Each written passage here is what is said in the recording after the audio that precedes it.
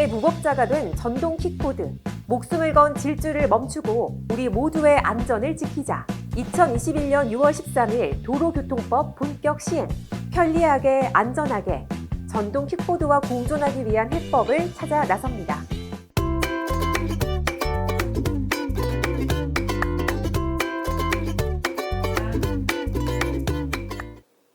네, 요즘 길을 가다 보면 이 전동 킥보드 참 많이 볼 수 있는데요. 편리한 개인용 이동 장치인 이 전동 킥보드의 인기가 높아진 만큼 사고도 무척 많아졌습니다.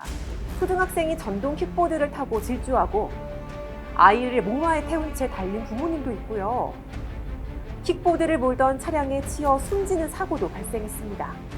네, 지난 5월 13일에 전동 킥보드에 대한 도로교통법이 시행이 됐고요. 한 달 동안 계도 기간을 거친 후에 지금 6월 13일부터 본격 시행이 됐는데요. 그 내용을 김 교수님과 함께 꼼꼼하게 짚어보도록 하겠습니다.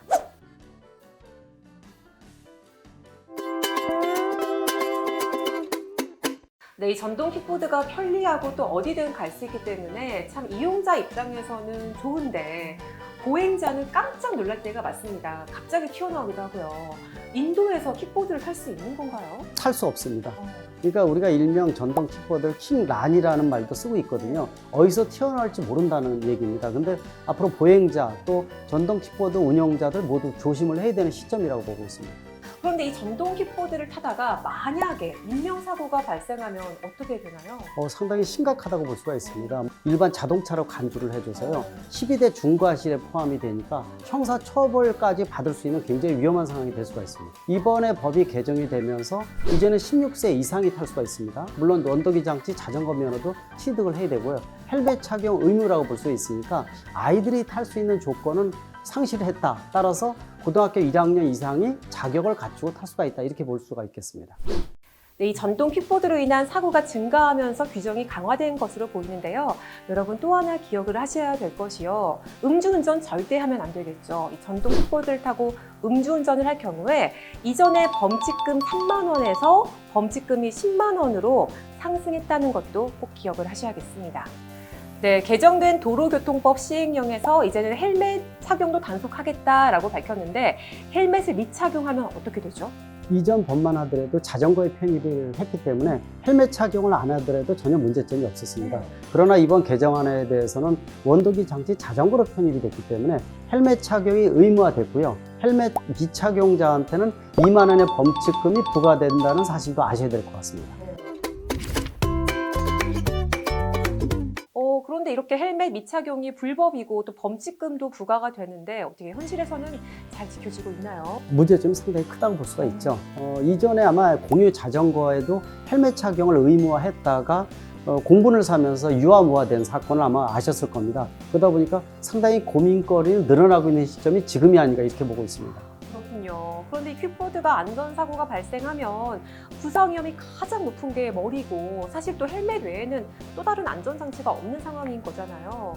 그렇다면 대체 어떻게 해야 될까요? 제일 중요한 방법은 역시 헬멧을 쓰게 되면 안전이 보장이 되는 건 사실입니다. 이 사고를 줄이는 가장 중요한 방법은 속도를 아예 법적으로 낮추는 방법입니다.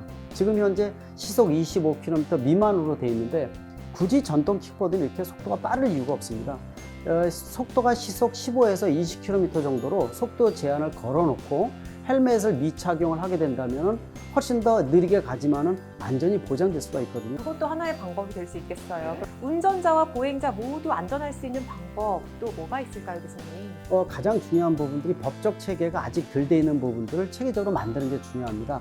인도의 보행이라든지 전용 보험에 대한 부분들, 헬멧 착용에 대한 것들, 이런 비어있는 구멍을 얼마큼 제대로 메꿔주느냐가 앞으로 해결 과제가 아닌가 이렇게 보고 있습니다. 네, 앞으로 보완해야 될 점도 많아 보이고요. 또 선진국의 사례도 또 적극 저희가 알아보는 것도 중요하겠다는 생각이 듭니다.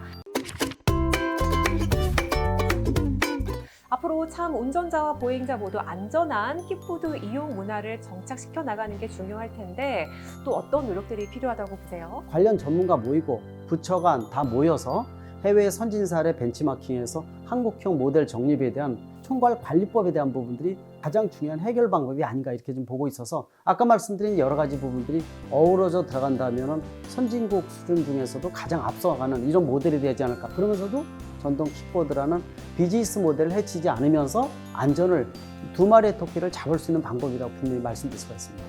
그리고 여러분 또 하나 기억할 게 있습니다. 앞으로 사고 위험이 높은 곳에 킥보드를 정차할 경우에요. 견인이 될 예정이라고 해요. 서울시의 경우에는 차도와 지하철역 진출입로, 버스 정류소 10m 이내 구역, 점자 블록 및 엘리베이터 진입로 등 이 5곳에 세우면요. 오는 7월부터는 견인되니까 꼭 주의를 하셔야겠습니다.